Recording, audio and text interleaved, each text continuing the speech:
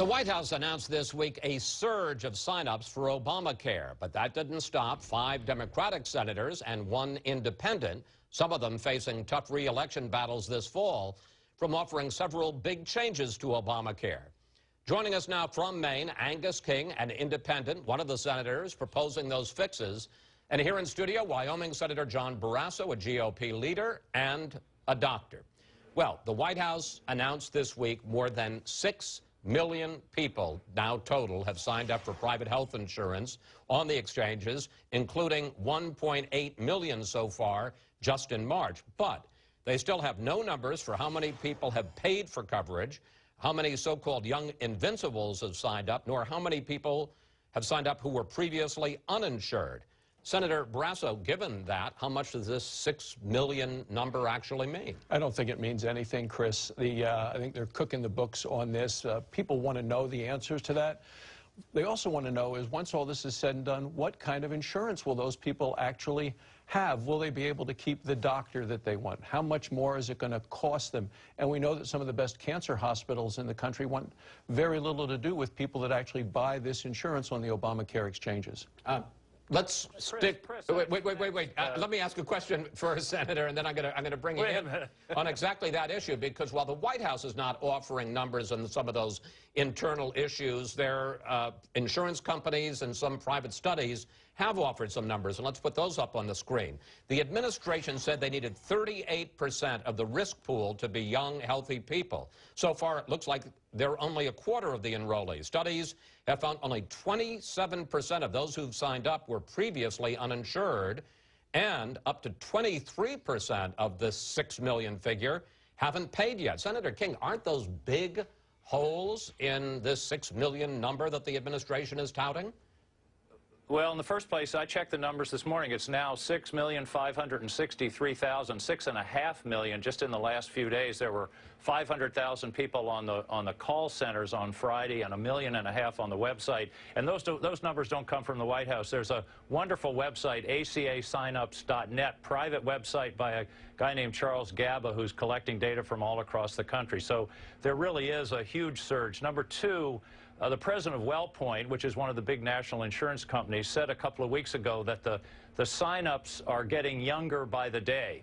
In other words, younger people, not surprisingly, are the last people to sign up. I suspect that's who's signing up today and tomorrow. And so I think the data is making a lot of difference. As far as how many people have actually paid, the numbers are going up on that. If I can just ask you, though, but what about the number that are uninsured, which seems to be about a quarter, and what about the number that haven't paid, which is also about a quarter?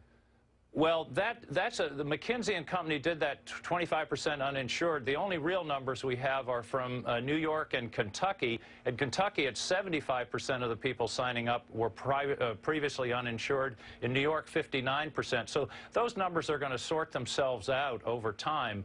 But, you know, there's no denying it. They're probably going to make that 7 million target, which was set, you know, a couple of years ago. Nobody, 2 months ago, if you'd have asked me, I'd have said there's no chance because the rollout was so bungled. All right. Tomorrow was supposed to be, and when we booked you, we thought this was because tomorrow was the drop-dead date for open enrollment, and it's certainly what administration officials said over and over. Take a look. The enrollment deadline, which was set out to end March 31st, will end March 31st. March 31st is the deadline for enrollment. You've heard us make that clear. Open enrollment ends on March 31st, and in fact, we don't actually have the statutory authority to extend the open enrollment period in 2014.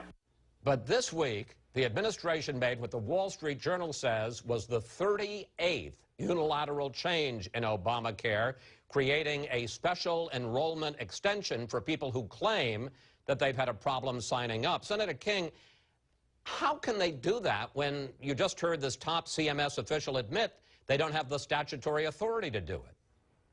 I don't think there's any inconsistency here. They are not opening it up to new people. Here in Maine, at 8 o'clock p.m. on election night, if you're in line to vote, even if it takes you a half hour to get there, you get to vote. They don't close you out. This is exactly the same thing. People are in line. They've started the process of signing up. Sometimes it takes a day or two to go through all the paperwork or the computer work.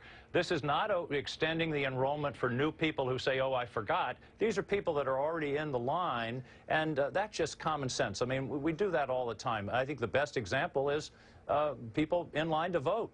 Senator Barrasso, it may be messy, but if the point is to get more people coverage, health insurance, why not let them have more time to sign up? Because it doesn't deal with the issue of actually getting people care. People wanted health care reform so they could get the care they need from a doctor they choose at lower cost. And what we see is even those signing up are finding out many of them are seeing higher premiums, can't keep their doctor, can't keep their hospital.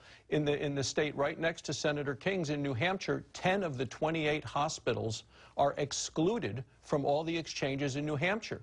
In Senator King's own state, the most popular individual market plan prior to this is now not able to be sold anymore because it didn't meet the Obamacare standards. So those are concerns that I hear about every weekend. So what we're seeing now are kind of politicians trying to save their political careers instead of focusing on patient care. Well, that certainly brings me back to you. Senator King, you've joined, as we mentioned at the beginning, with 5 Democratic senators to propose major changes to Obamacare. Let's put them up. They include offering a new, lower-cost, higher deductible. You know, we have the gold, silver. This would be the copper plan. And you would also exempt companies with up to 99 workers instead of 50 from the employer mandate. But, and here's the rub, Senate Majority Leader Harry Reid has already said he's not going to allow a vote on these changes. So, to take Senator Barrasso's point, isn't this really, I know you're not up for re-election in November, but some of your colleagues here are, so that they can go back to the voters at home and say, hey, we tried to fix it? No, look, I've been in all of those meetings and talking about it, and I've never seen a piece of legislation yet that was perfect.